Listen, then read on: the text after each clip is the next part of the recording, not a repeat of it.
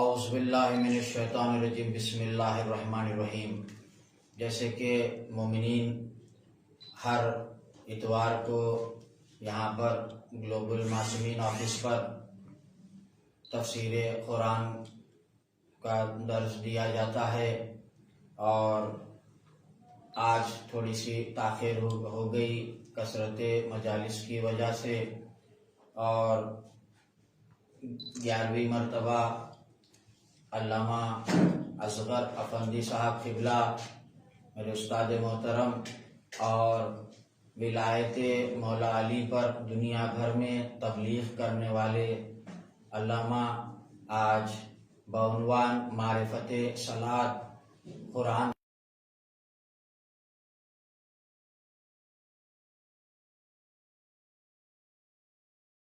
دیکھ رہے ہیں۔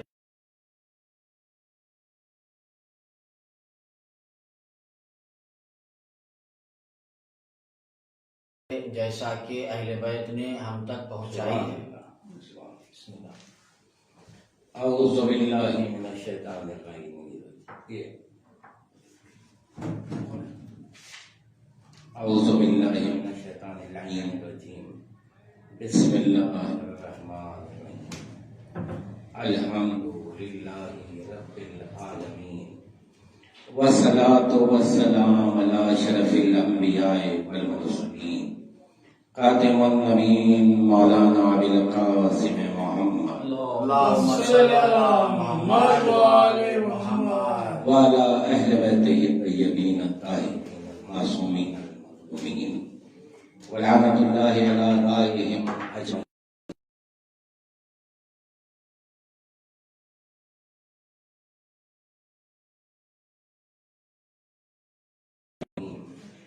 ذالک الکتاب لا ریب فیہ ھدی للمتقین۔ صلی علی محمد وآل محمد۔ حاضرین اور ناظرین،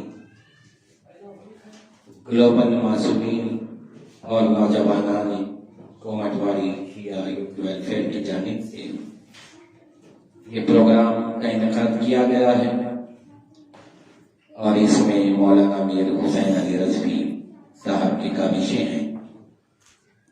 جب مجھے اس بات کا پتہ چلا بڑی خوشی ہوئی کہ بعنوان تفسیر قرآن یہ آج 11ویں تقریر ہے کہ اس میں مختلف ذاکرین علماء مختلف عناوین پر بیانات پیش کر رہے ہیں، اچھے تبصرے ہو رہے ہیں الحمدللہ۔ اور آج مولانا حسین صاحب کے کہنے پر میں حاضر ہوا ہوں خدمت کے لیے۔ تو ناظرین، سب سے اہم بات جو ہے تفسیر قرآن کے متعلق کہ تفسیر کے خود معنی یہ ہیں کہ پردہ ہٹانا، پردہ اٹھانا اور باطن کو دیکھنا۔ تو ظاہر سی بات ہے یہ کام وہی کر سکتے ہیں کہ جن کے گھر قرآن نازل ہوا ہے۔ تو قرآن ناطق اور قرآن سامع کی روشنی میں ہمیں قرآن کو سمجھنا ہوگا، کیونکہ یہ وارثان کتاب ہیں، اور یہی بات ہے کہ تمام امت محمدی اس بات کو تسلیم کرتی ہے کہ سرکار دو عالم محمد مصطفیٰ صلی اللہ علیہ وآلہ وسلم اللہم صلی علی محمد وآل محمد۔ آپ کا ارشاد گرامی ہے کہ ان تاریخ پہ کو مستقل ہے کتاب اللہ وعطرتی اہل بیت۔ میں تمہارے درمیان دو چیزیں چھوڑ کر جا رہا ہوں، ایک اللہ کی کتاب اور ایک میرے اہل بیت، اور تم لوگ ان سے متمسک رہنا کہ حوض کوثر پہ میں تم سے ملاقات کروں۔ یہ ارشاد ہمیں بتاتا ہے کہ بعد رسول اگر ہدایت لینی ہے دین کی تو یا ہم قرآن سے لیں یا اہل بیت سے لیں۔ اس میں بہت زمانے سے ایک بحث ہے علمی حلقوں میں، کیونکہ تفسیر قرآن پر بات ہو رہی ہے تو میں یہ مناسب سمجھتا ہوں کہ پہلے قرآن پر بات ہو جائے۔ کہ یہ کہا جاتا ہے کہ بے شک یہ حدیث ہے، بہت سی کتابوں میں ہے، لیکن ایک حدیث یہ بھی ہے کہ سرکار نے کہا کہ میں قرآن اور میری سنت چھوڑے جا رہا ہوں. یہ ایک علمی بحث ہے، لیکن جس نے ہمیں قرآن دیا ہے اس نے قرآن پڑھنے کا ایک اصول بھی بتایا ہے، اور سرکار دو عالم کا ایک ارشاد ہے، قانون ہے جو 73 فرقوں میں اتفاق رکھتا ہے، سبھی مانتے ہیں اس کو. رسول اللہ کا ارشاد ہے کہ اگر میرے کلام میں، میری احادیث میں کہیں تم تضاد پاؤ، اختلاف دیکھو، تو قرآن حکیم کے سامنے لا لو. اگر قرآن کی مخالفت میں نظر آئے وہ حدیث تو اسے دیوار پہ مار. ظاہر سی بات ہے کہ یہ عمل کوئی مسلمان کرے گا نہیں. رسول سے اتنی محبت ہم کرتے ہیں کہ اگر وہ حدیث ناقص بھی ثابت ہو تو دیوار پر نہیں ماریں گے. یہ ایک محاورہ ہے. سرکار یہ کہنا چاہتے ہیں کہ اب اس بات کی کوئی اہمیت نہیں، کیونکہ وہ میرا کلام نہیں ہے. تو اس قانون کے تحت میں اس حدیث کو قرآن کی روشنی میں ابھی ثابت کر دوں کہ یہاں رسول اللہ کا ارشاد کیا ہے کہ میں تمہارے درمیان دو چیزیں چھوڑ کر جا رہا ہوں، ایک اللہ کی کتاب، ایک میرے اہل بیت. اب ہم اس حدیث کو قرآن کے سامنے لائیں گے اور یہ دیکھیں گے کہ اس کی سند ملتی ہے یا قرآن اور سنت کی سند ملتی ہے. تو سورہ فاطر کی ایک آیت ہے، ثم اورثنا الکتاب الذین اصطفینا من عبادنا. اللہ ارشاد فرماتا ہے کہ میں نے بندوں میں سے کچھ کو مصطفیٰ کیا اور کتاب کا وارث بنا دیا. تو آیت یہ بتا رہی ہے کہ کتاب کے ساتھ کچھ بندے ہیں، مصطفیٰ بندے ہیں جو کتاب کے وارث ہیں. یہ نہیں کہا اللہ نے قرآن میں کہیں کہ کتاب کے ساتھ رسول کے اعمال یا ان کی سنت سہارا بنے گی، بلکہ یہ کہا کہ مصطفیٰ بندے ہیں جو کتاب کے وارث ہیں. تو اس آیت سے یہ حدیث ثقلین ثابت ہو جاتی ہے. اسی لیے جب ہم قرآن کی طرف بڑھتے ہیں تو کوشش یہ کرتے ہیں کہ آل نبی نے کیا تفسیر دی ہے اسے ہم قبول کریں گے. ہم عقل سے تفسیر بے رائے کبھی نہیں کریں گے. قرآن کے متعلق اقوال معصومین میں تو بہت کچھ ملے گا آپ کو، لیکن میں ایک قول امام محمد باقر علیہ السلام صلی اللہ محمد و آل محمد سنانا چاہتا ہوں. امام نے بڑے خوبصورت انداز میں اس کتاب کی تعریف کی ہے. آپ کا ایک جملہ ہے، امام فرماتے ہیں کہ یہ وہ کتاب ہے جو کبھی پرانی نہیں ہوگی. بڑا بڑی جملہ ہے امام کا قرآن کی تعریف میں. یہ کہہ کر امام نے قرآن کی حکمت کو ظاہر کیا ہے. کیسے؟ میں ابھی آپ کو سمجھاؤں کہ دنیا کی کوئی کتاب ہو، ایک وقت گزرنے کے بعد وہ پرانی اس لیے کہلاتی ہے شعور اور علم کر چکا ہے. لیکن کمال ہے امام فرماتے ہیں قرآن وہ کتاب ہے جو کبھی پرانی نہیں ہوگی. یعنی شعور انسان کا کتنا ہی ترقی کر لے اس کے باوجود قرآن انہیں نیا نظر آئے. تو ائمہ طاہرین علیہ السلام کے ارشادات کی روشنی میں ہمیں چاہیے کہ ہم قرآن کی آیتوں کو پڑھیں، اس کی تفسیر اور تفسیر حاصل کریں. اب کیونکہ ایک مخصوص عنوان مولانا حسین صاحب نے مجھے دیا ہے، معرفت صلاۃ، اور یقیناً اس عنوان کی بڑی اہمیت ہے. کیوں کہ 5 وقت کی نماز ہم پر واجب ہے، اور ایک ارشاد ہے رسول اللہ کا جو 73 فرقوں میں پوری امت اس کو مانتی ہے. آپ فرماتے ہیں معرفت ہوگا تو اس کا کوئی فائدہ تمہیں نہیں ملے گا. پھر ایک جگہ آپ کا ارشاد ہے بغیر معرفت تم کوئی عبادت کرو وہ بیکار ہے. تو معلوم یہ ہوا کہ اگر ہم نماز پڑھیں، روزہ رکھیں، حج کریں یا کوئی نیکی کریں تو ہمیں چاہیے کہ اس کی معرفت ہمارے پاس ہو. بھئی اعمال کثیر ہوں یا قلیل ہوں اس کو نہ دیکھیں، چاہے اعمال قلیل ہوں لیکن معرفت کے ساتھ. یہ رسول اللہ ہمیں سمجھا رہے ہیں. اب عبادات میں سب سے بڑی عبادت جو عام طور پہ امت میں مانی جاتی ہے وہ ہے نماز، اور اگر نماز کی معرفت کے بغیر آپ سجدہ کرتے ہیں، رکوع کرتے ہیں، تو حاصل کیا ہے؟ تو آج اس عنوان پر گفتگو کریں گے۔ سوال یہ ہے کہ اس کا انتخاب ہم نے کیوں کیا؟ کیونکہ فضائل الشیعہ، یہ اس کے مؤلف ہیں شیخ صدوق علیہ الرحمہ، اس میں سرکار دو عالم کا ایک ارشاد ہے۔ سائل نے ایک سوال کیا، کہا یا رسول اللہ، اللہ نے یہ 5 وقت کی نماز ہم پر واجب کیوں کی ہے؟ تو رسول اللہ کا جواب ہے کہ اللہ نے تم لوگوں پر 5 وقت کی نماز اس لیے واجب کی ہے کہ کہیں تم لوگ میرے اہل بیت کے ذکر سے غافل نہ ہو جاؤ۔ تو اس ارشاد نے ہمیں سمجھایا کہ نماز میں ذکر اہل بیت ہے، لیکن اب سوال سب سے اہم یہ ہے کہ یہ ہے کہاں؟ تو آج میں کچھ ارشادات اور آیات کی روشنی میں یہ بات آپ تک پہنچاؤں گا کہ تکبیرۃ الاحرام سے، بلکہ اذان کی اللہ اکبر سے لے کر آخری سلام تک ہر رکن میں آپ کو ذکر اہل بیت نظر آئے گا۔ بھئی آغاز ہم کرتے ہیں اللہ اکبر، اس کا ترجمہ یہی ہے جو عام طور پر ہوتا ہے کہ اللہ سب سے بڑا ہے، لیکن سوال یہ ہے کہ اگر میں یہ مان کر اللہ اکبر کہوں کہ اللہ مجھ سے بڑا ہے، تو یہ اس کی تعریف نہیں ہوئی کبریائی کی۔ کیوں؟ کیونکہ مجھ سے بڑے اور بھی کئی لوگ ہیں۔ کائنات کا کوئی انسان اگر یہ کہہ دے کہ اللہ مجھ سے بڑا ہے، تب بھی وہ چھوٹا نظر آئے گا۔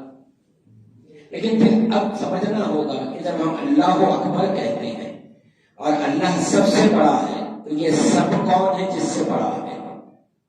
اسی بات کا ثبوت دربار شام میں چوتھے امام نے دیا تھا کہ جب مؤذن نے اذان دی اور اس نے کہا اللہ اکبر، تو امام نے روکا اذان کو اور پوچھا کہ اے مؤذن یہ بتا دے تو نے ابھی کیا کہا ہے؟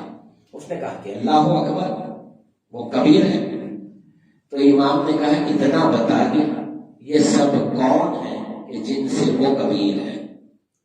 تو وہ جواب دینے سے قاصر ہوا، تو تب امام نے کہا کہ ہم کبائر ہیں، وہ اکبر ہے۔ اب جس کے دل میں اہل بیت کی محبت اور عظمت کے ساتھ، ان کی ولایت کے اقرار کے ساتھ ہوگی، تو اس کا اللہ اکبر کہنا اسے فائدہ پہنچائے گا۔ بھئی آئیے آپ اذان کے دوسرے رکوع پر اشہد ان محمد رسول اللہ، تو اس میں تو نام آ ہی گیا سرکار کا، اشہد ان علی ولی اللہ، ذکر آ گیا یہاں پر۔ اب ہم نماز کا آغاز کر رہے ہیں۔ نیت ہے واجب نماز کی، آپ سب سے پہلے نیت کریں گے، بلکہ میں یہ کہوں گا نماز نہیں بلکہ اسلام میں جتنی عبادات ہیں سب کی ایک ہی نیت ہے، وہ نیت ہے قربتاً الی اللہ۔ اب جیسے اگر آپ ٹھہر گئے نماز کے لیے اور آپ نے کہا میں فجر کی 2 رکعت نماز ادا کرتا ہوں،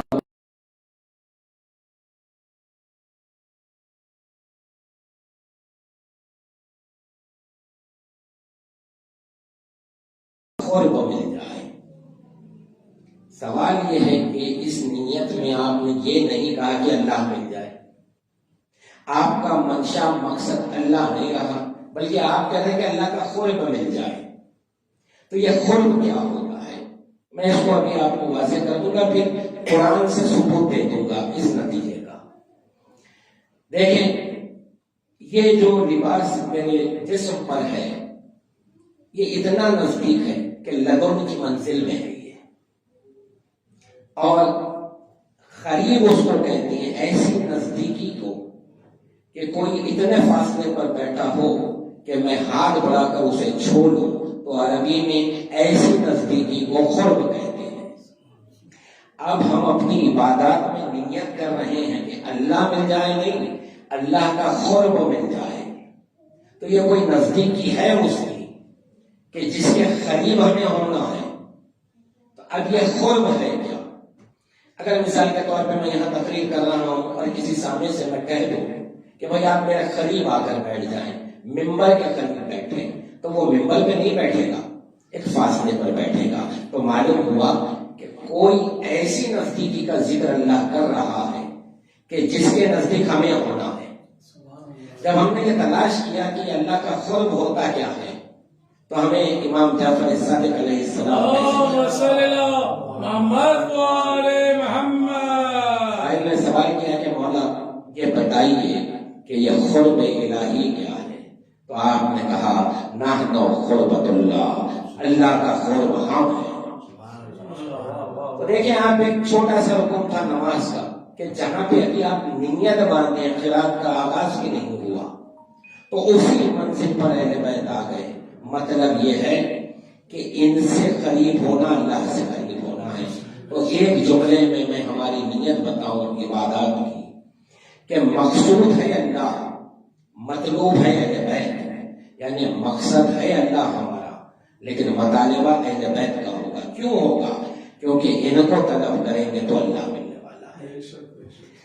اب یہاں پر یہ بات بہت ممکن ہے کہ کوئی ہم سے یہ کہے بھئی یہ امام کا ارشاد ہے، آپ مانتے ہیں، یہ آپ کا جذبہ عقیدت ہے، لیکن امت میں اور بھی نظریے کے لوگ ہیں، وہ کیوں مانیں گے اسے؟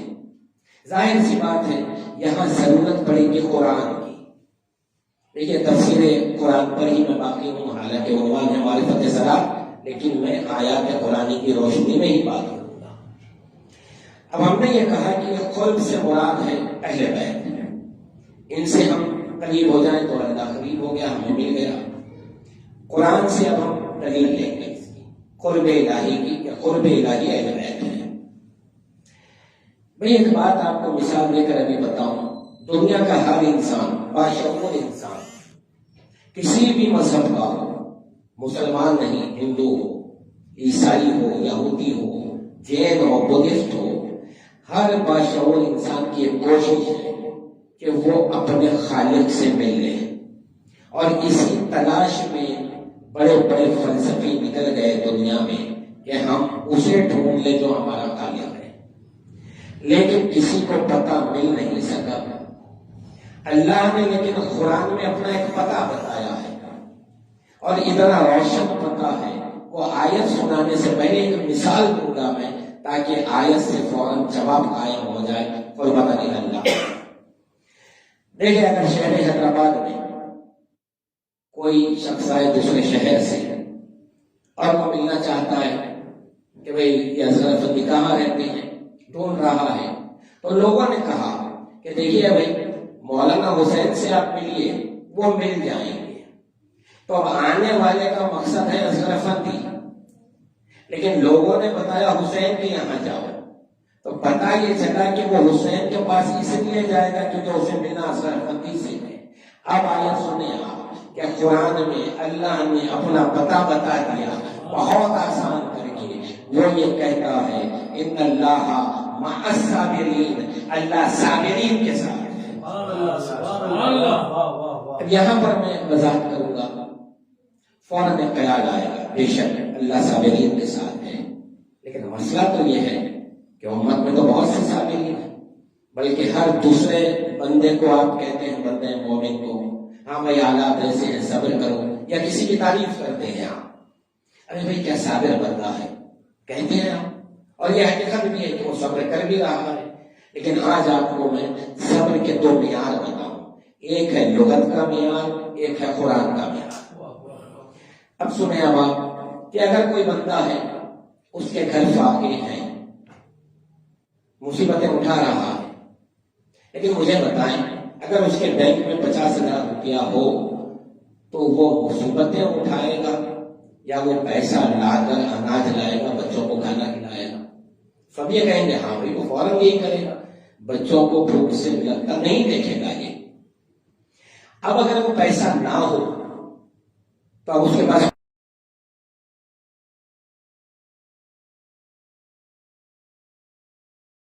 تو اس مجبوری کو صبر کہتے ہیں۔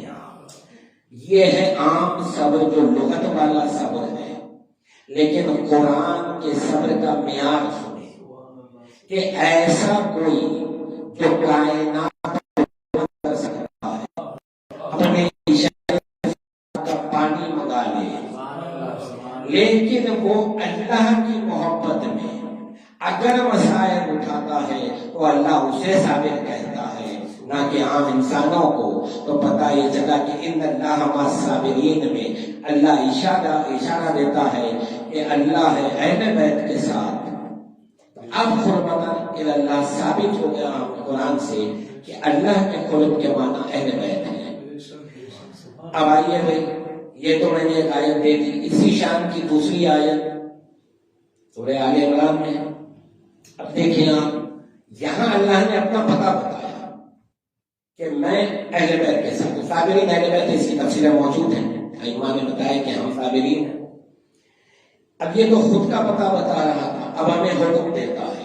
وہ حکم یوں دیتا ہے کہ یا ایھا الذین آمنوا اتقوا وکونوا مع الصادقین، اے ایمان والو اللہ سے ڈرو اور صادقین کے ساتھ ہو جاؤ۔ اب مسئلہ یہ ہے کہ اگر ہم اپنی کتابوں سے تفسیر کریں تو ہر کوئی راضی نہیں ہوگا، لیکن آئیے قرآن سے میں بتاؤں گا کہ صادقین سوائے اہل بیت کے اور کوئی نہیں ہے، اس لیے کہ صادق کے معنی ہے سچا، صادقین کے معنی ہے جمع کا صیغہ ہے، اور صدیق اسے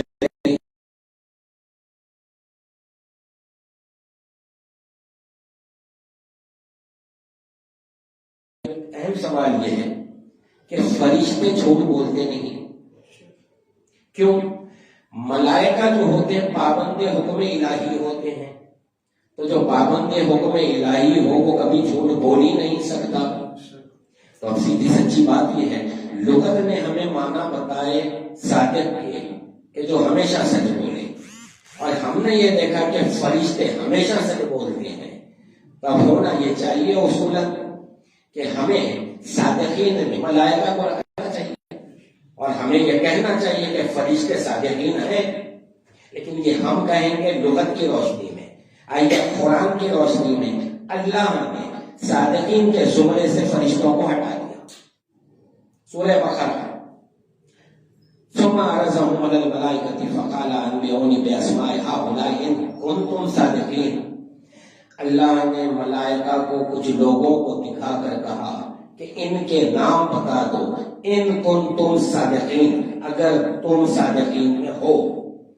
اب یہ اللہ کہہ رہا ہے ملائکہ سے کہ ان کے نام بتا دو اگر تم صادقین میں ہو۔ اگر اس کی بات کی آیت میں ملائکہ نام بتا دیتے تو صادقین میں رہتے، لیکن اس کے بعد ملائکہ نے، فرشتوں نے کہا لا علم لنا الا ما علمتنا، ہمیں اس کا علم نہیں ہے، اتنا ہی جانتے جتنا تو نے دیا ہے۔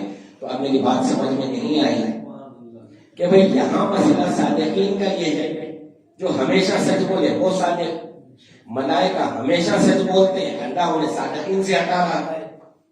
آیت موجود ہے، حضور انکار کر نہیں سکتے۔ تو جب میں نے قرآن کو آگے ڈھونڈا تو ایک راز معلوم ہوا، وہ یہ کہ لغت کہتی ہے جو ہمیشہ سچ بولے وہ صادق ہے۔ اللہ یہ بتا رہا ہے جو ہمیشہ سچ بولے نہیں، بلکہ وہ جو بولتے وہ سچ ہو جائے اسے صادق بولتے۔ یہ ہو سکتا ہے یہ میرا ایک فکر کا نتیجہ ہو، میں آیت دیتا ہوں آپ کو، سورہ بقرہ میں واقعہ ہے، میں سنا دوں ایک جملے میں کہ جب پہلا سجدہ رسول اللہ بیت المقدس کی جانب کرتے تھے تو مدینہ آنے کے بعد 2 مہینے گزر گئے، پہلا قبلہ اول بیت المقدس، ایک دن دوران سجدہ رسول اللہ سر اٹھا کر آسمان کی طرف دیکھ رہے ہیں، تو اب آیت نازل ہوئی کہ اے محمد، یہ جو بار بار آپ سر اٹھا کے آسمان کی طرف دیکھتے ہیں، ہم سمجھ گئے ہیں آپ کے دل میں کیا ہے، قبلۃ ترضاھا، آپ اپنی مرضی کا قبلہ بنا لیجئے۔ تو پتہ یہ چلا اللہ بتا رہا ہے صادق یہ ہے، یہ جو چاہتے ہیں وہی سچ ہوگا۔ آئیے میں نتیجہ دینے جا رہا ہوں قربۃ اللہ کا۔ ادھر آیت میں اللہ نے کہا ان اللہ مع الصابرین، پتہ یہ چلا صابرین ہے اہل بیت۔ ادھر کہتا ہے یا ایھا الذین آمنوا اتقوا اللہ وکونوا مع الصادقین، اے ایمان والو اللہ سے ڈرو اور صادقین کے ساتھ ہو جاؤ۔ تو خود کا پتہ بتایا، ملنے کا پتہ بتا دیا کہ صادقین کے ساتھ ہو جاؤ۔ تو یہ تو تفسیر تھی صرف قربتاً اللہ کی کہ ہم نیت پہ ابھی بات کر رہے ہیں. جو موضوع آپ نے دیا ہے قبلہ، اس کے لیے کم از کم خمسہ تو چاہیے، لیکن کوشش کروں گا کہ کچھ اور دیر میں کچھ اہم ارکان بھی آپ تک پہنچا دوں. اب دوسری منزل ہے قرأت کی، تو الحمد کا سورہ تو واجب ہے ہر نماز میں. آئیے آپ نے آغاز کیا بسم اللہ الرحمن الرحیم. یہ پہلی منزل پر ہی کتنی حکمت ہے اللہ کے کلام میں. دیکھیں آپ کہ آغاز یہ ہوتا ہے اللہ کے نام سے جو رحمان اور رحیم ہے. بھئی باللہ سے شروع نہیں ہوئی آیت، بے اسم اللہ کے اسم سے، تو پتہ یہ چلا اللہ ایک وجود، ایک ذات ہے، اس کا اسم بھی کچھ ہے. تو ایک اسم کا ذکر آ رہا ہے یہاں پر. اب یہ اسم کون ہے، اسے ڈھونڈنے کے لیے یا اسے ثابت کرنے کے لیے کم از کم 1 گھنٹے کی تقریر چاہیے. لیکن ایک جملے میں بات ختم کروں میں کہ جب ہم نے بسم اللہ پڑھا تو ساتھ ساتھ وہ حدیث بھی سرکار کی پڑھ دی کہ پورا قرآن الحمد کے سورے میں ہے. الحمد کا سورہ بسم اللہ الرحمن الرحیم میں ہے. بسم اللہ الرحمن الرحیم با کے نقطے میں ہے، وہ نقطہ علی ابن ابی طالب.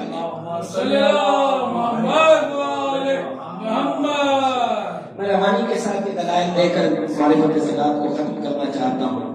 آئیے الحمد للہ رب العالمین. بڑی ساری تعریفیں اللہ کے لیے. اب اگر اس آیت کو ایسے ہی مان لیں جیسے ترجمے کیے گئے ہیں تو اس کے بعد پھر دنیا میں آپ کسی اور کی تعریف نہیں کرنا. تو معلوم یہ ہوا کہ حمد ہے اسی کے لیے، لیکن اس کے ثبوت کیا ہیں.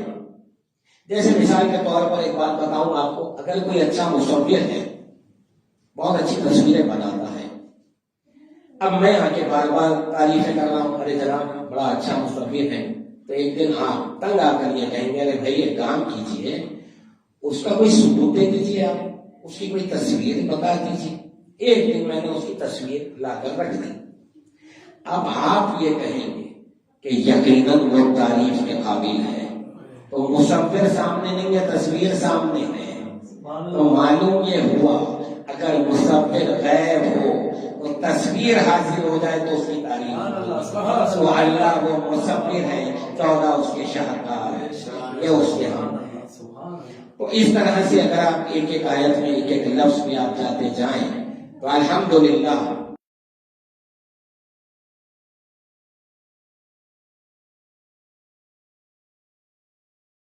اہدنا الصراط المستقیم.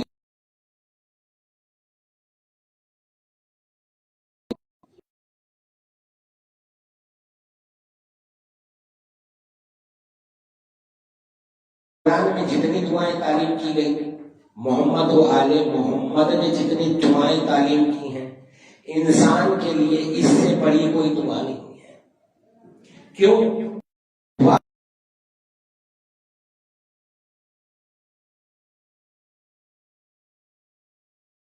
دعائیں محمد و آل محمد نے تعلیم کی ہیں، لیکن یہ دعا براہ راست اللہ نے بندوں کو تعلیم کی ہے. اب یہ دعا ہے کیا؟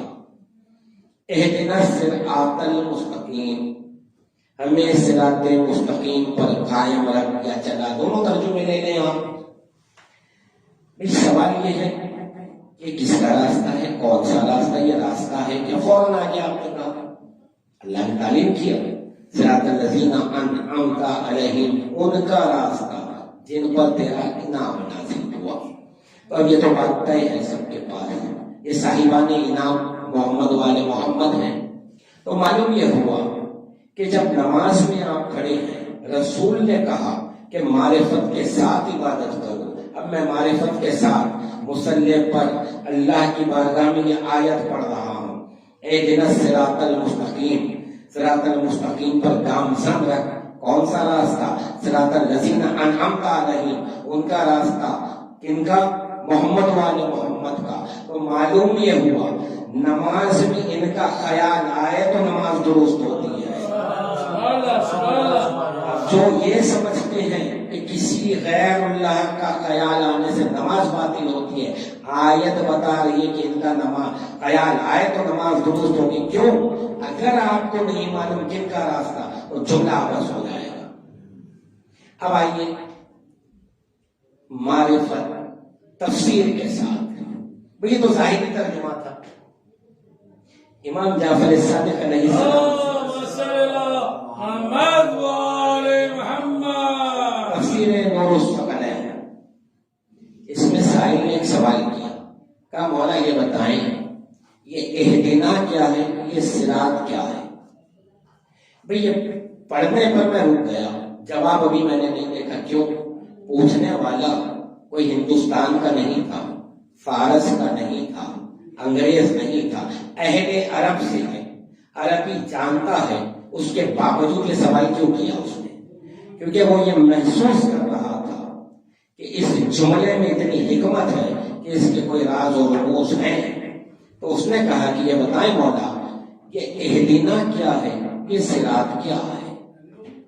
یعنی کہ یہ جو دعا ہم مانگتے ہیں کہ ہمیں صراط مستقیم کی ہدایت دے یا گامزن رکھ، اس نے کہا اہدنا بتائیے، صراط بتائیے. امام نے کہا اہدنا ہے معرفت، صراط ہے ولایت علی ابن ابی طالب.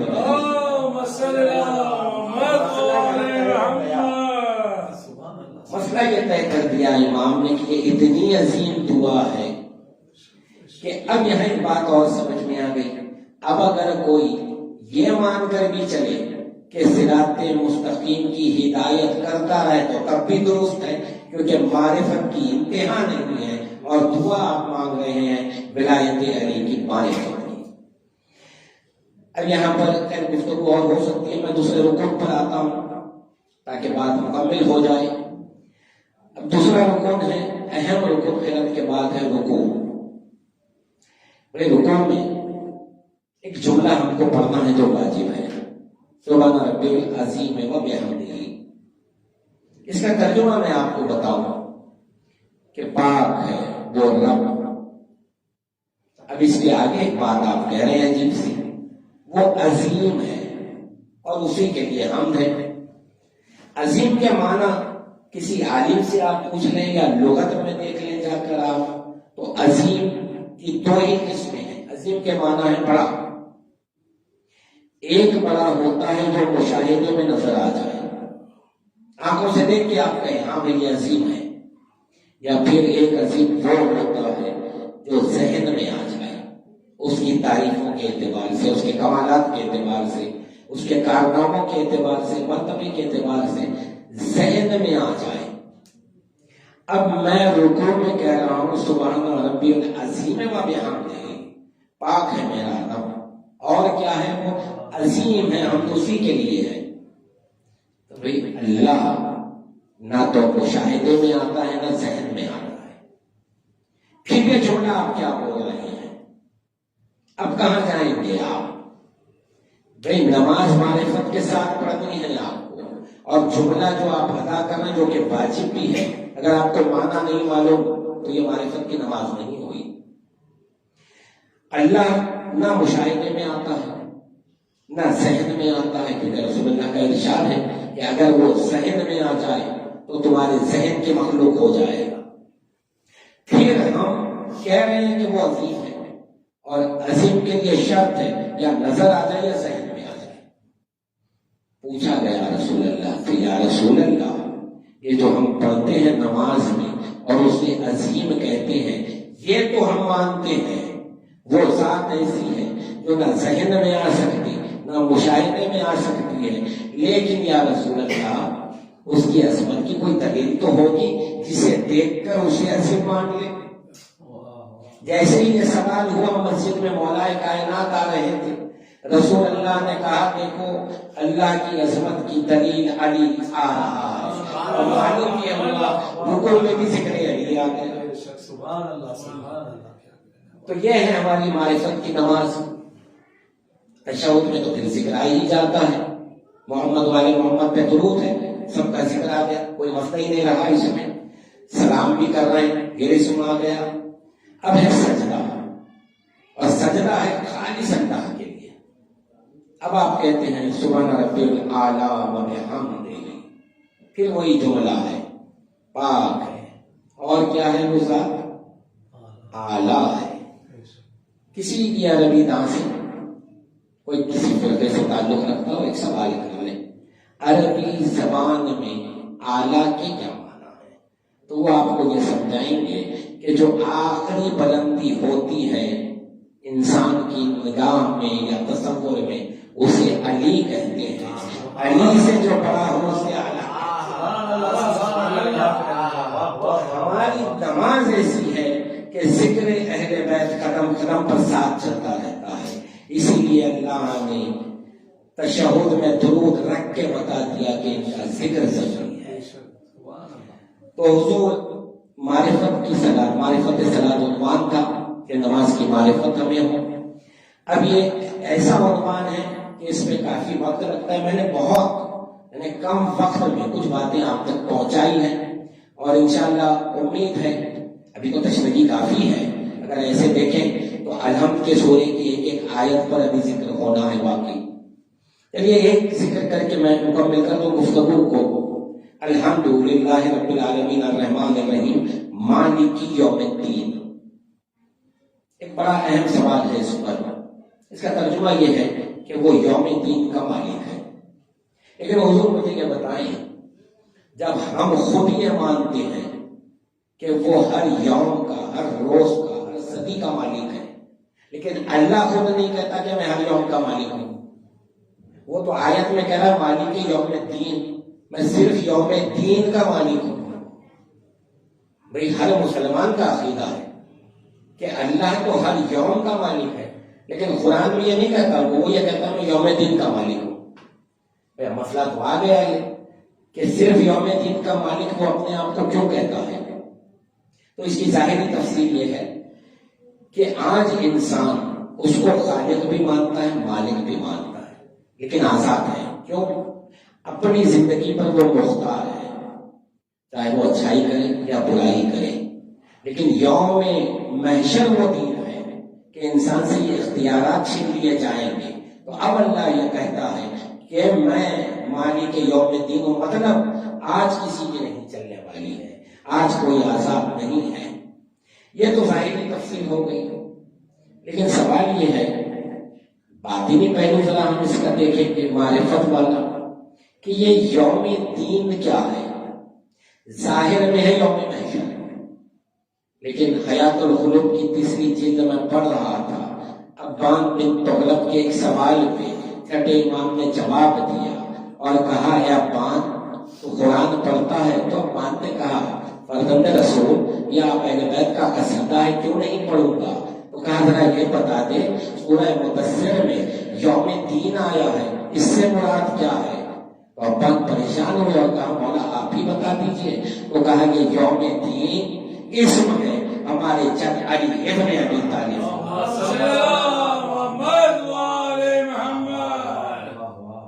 یہاں پر اگر آپ اخبار معصومین کی روشنی میں قرآن کو دیکھتے جائیں گے تو ہر آیت میں آپ کو اہل بیت نظر آئیں گے۔